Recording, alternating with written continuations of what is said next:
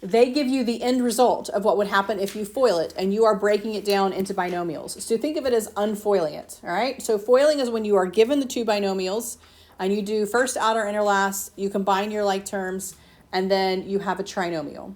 We are now going to take the trinomial and we are going to break it down into two binomials. We're factoring the other direction. So think of it as multiplication one way, division the other way, and that's what we're doing, all right?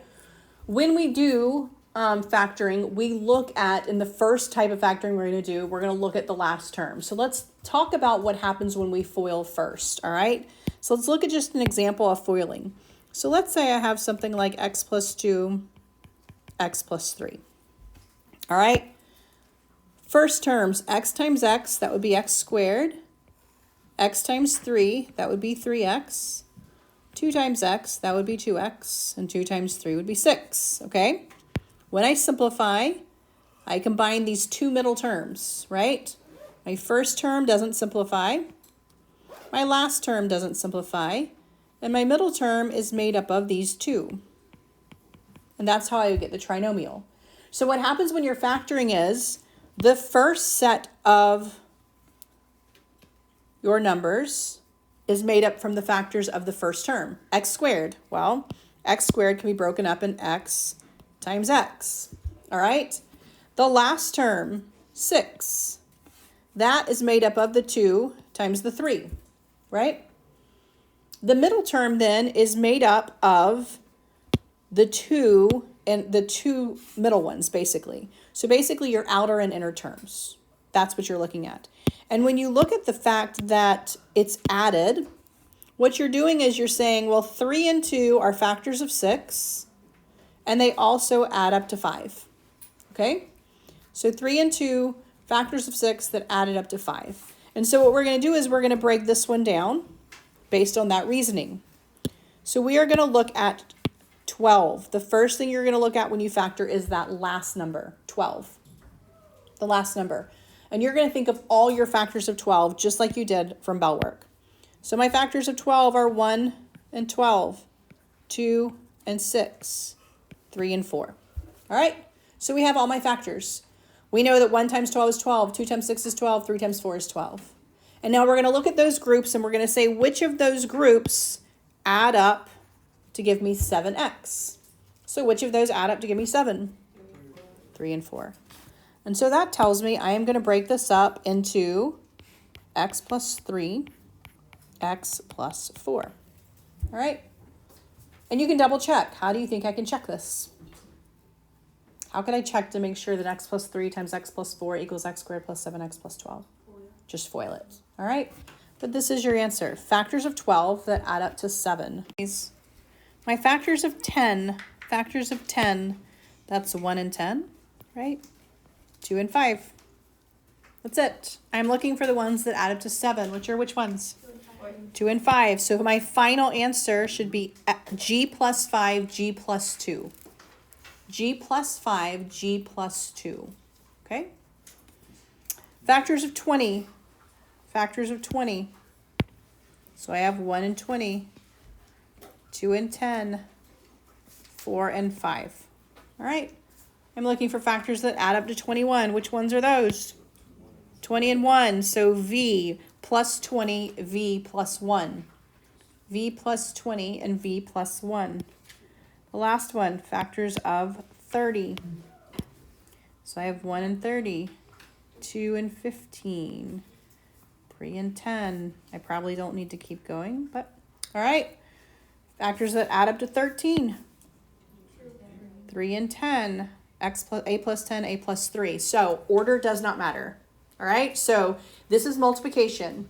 So a plus 10 times a plus 3 is the same thing as a plus 3 times a plus 10. All right. So you can switch the groups. It's multiplication. It doesn't matter. The question was, well, 15 minus 2 equals 13, right? So that would mean that I would have a negative 2 and a positive 15, right? Everybody agree? What is negative 2 times positive 15? Negative 30. What do I have here? Positive 30. So we're going to do some where that is a negative number, and you will have one positive and negative, and that's how you determine that. Okay. So in my first example, I had x squared plus bx plus c. All right? So I needed two numbers that when I multiply together, they are positive. And for this last example, I wanted them to add and be positive. Remember with your rules of addition, if I add two of the same sign, the sign stays the same. So I had 1 and 20, okay? 1 plus 20 is 21. -1 plus -20 is -21, all right?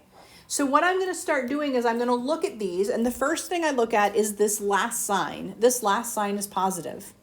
I either have to multiply two positives to get a positive 42, or I have to multiply two negatives to get a positive 42. That's the only way to get a positive number. Same sign, okay? So now that I've determined I am going to have the same sign, they're both going to be either positive or both negative, then I'm going to move on to this middle number. This middle number is negative, so I need two numbers that multiply to give me a positive, but add to give me a negative. That tells me I'm going to have two negative numbers. I'm going to do the figuring it out exactly the same. Factors of 42. So I'm going to say 1 and 42, right? 2 and 21, right? 3 and 14. I don't probably need to keep going, right? 6 and 7, that's about it. I'm still looking for two that add up. But the difference here is they're both going to be negative, okay? They're both going to be negative. So I'm looking for two that add to give me 17. Which two are those? 3 and 14. But instead of doing plus, I'm going to say D minus 3, D minus 14, all right? And how do I know that? I know that because they have to multiply to give me a positive 42. Well, -3 and -14 multiply to give me positive 42. Then they need to add to make a -17. -3 plus -14 equals -17. So this tells me I'm going to have two negatives in my binomials, okay? So go ahead and try check understanding number 2. For 25, my factors are 1 and 25 and 5 and 5. Which ones add up to 10? 5 and 5. K minus 5, K minus 5. Okay, K minus 5, K minus 5. What about 18? Add to get 11, but multiply to give me 18. 9 and 2. So x minus 2, x minus 9. X minus 2, x minus 9. And then multiply to get 36, but add to give me 15. 12 and 3, Q minus 12, Q minus 3, correct. All right, makes sense? All right, so now we're going to look at what happens when my last number is negative. All right, so look at example 3. Example 3. So on these, my last number is negative. That last number is made up by multiplying, okay? I am multiplying two numbers to get -27. The only way to get a negative number with multiplication is one positive and one negative, right? Because if I had two negatives, it would be positive. If I had two positives, it would be positive. The only way to get -27 is one positive and one negative, which means I'm technically going to be subtracting my factors because they're going to be different signs. Remember your rules of addition way back at the beginning of the school year, like chapter 1. When you are adding two numbers with the same sign, you just add and keep their sign. That's what we did for example 1 and 2. For example 1, they were both positive, so we added them and we kept them positive. For the second example, they were both negative, so we added and it kept negative. Here, I am going to be adding a positive and a negative. So I am going to be looking for two of these factors that subtract to give me the middle number. Anytime your last number is negative, your two factors will subtract to give you your middle number. All right? You basically subtract and keep the sign of the larger one. So for 27, I'm going to still write my factors down. I'm going to say 1 and 27 and 3 and 9. But now I'm looking for ones that subtract. 1 and 27 subtract to give me a 26. 3 and 9 subtract to give me a 6. Okay? So obviously, I'm going to use the 3 and the 9. 1 is going to be positive and 1 is going to be negative. This right here tells you the sign of the larger factor. Because when you have two numbers with different signs, you subtract and keep the sign of the larger number. So that means a -3 and a +9. If I multiply these two, Multiply, I will get negative 27. If I add these two, I will get positive 6. That's what I'm looking for in this trinomial, okay? So to factor this trinomial, I would say m minus 3, m plus 9. Order does not matter, but the sign with it does. So you can say m minus 3, m plus 9, or m plus 9, m minus 3. But the positive needs to be with a 9, and the negative needs to be with a 3 for this to be correct, okay? So go ahead and try. Actually, we'll do one more, and then we'll try these 3. Let's look at the difference between this example and example B. In example B, the middle term is negative. So let's look at this one. My factors of 18, that's 1 and 18, 2 and 9, 3 and 6. I am looking for those to subtract and give me 3. These will give me 18 and 1 will give me 17, 9 and 2 will give me 7, 6 and 3 will subtract to give me 3, okay? But specifically here, I need a negative 3. Negative 3. So which one of these needs to be negative to subtract those and give me a negative 3? The 6, right? So if I look at this one right here, I would say positive 3, and negative 6. When I multiply those, I get negative 18, which is correct. When I add those, I get negative 3, which is also correct. So that tells me my factors are going to be p plus 3, p minus 6. All right, so when your last term is negative, one will be positive, one will be negative. The middle term will help you determine which of those is positive and which is negative. So go ahead and try bottom of page 482 to check understanding 3A, B, and C.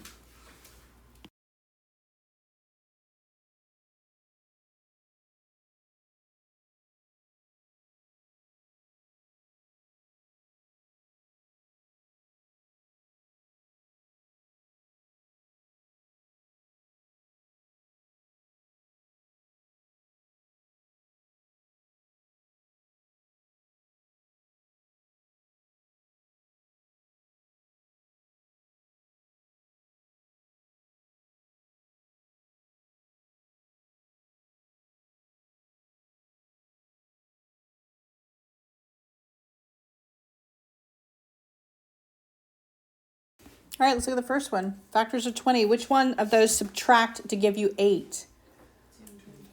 10 and 2. Which one needs to be positive? 10. So you should have gotten m plus 10, m minus 2. Of these factors, which one subtract to give you a 3? 8 and 5. Which one needs to be negative? The 8. The 8 needs to be negative. P minus 8, p plus 5. And then for the last one, which one subtracts to give you 1? 7 and 8. Which one needs to be negative? The 8. So you should have gotten y plus 7, y minus 8. Y plus 7, y minus 8. All right, so sometimes this tends to throw people because we have two variables. All right, we have an h squared at the beginning, we have a k squared at the end, and in the middle we have the h and the k. All this means is that when you do your two binomials, you're going to still have your leading variable of an h, but then your last number will have a k with it. It'll have a k with it.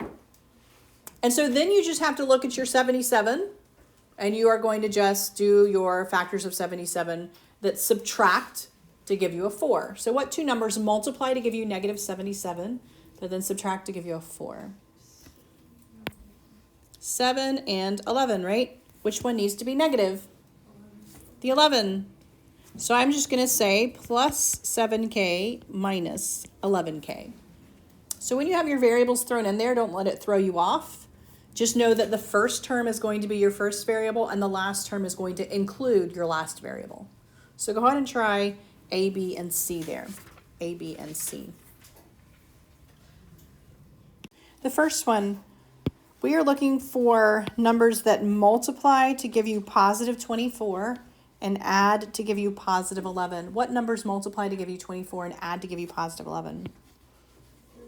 3 and 8. So it should have been x plus 8y, x plus 3y. All right, for this next one, we are looking for numbers that multiply to give you negative 48. So now we're going to subtract them, right? Because it's two different signs, and we're going to end up with a positive 2. So factors of 48 that when you subtract give you a 2 are what? Right, so 8 and 6, and the 8 needs to be positive because that 2 is positive. So we get V plus 8W, V minus 6W. And then the last one, multiply to give you negative 60, and then subtract to give you 17. Specifically, we want a negative 17 there. So what numbers multiply to give you negative 60 and subtract to give you 17? They were big ones. Should have gotten 20 and 3. M minus 20n, M plus 3n. Negative 20, positive 3. All right, so let's review the types that we've looked at quickly.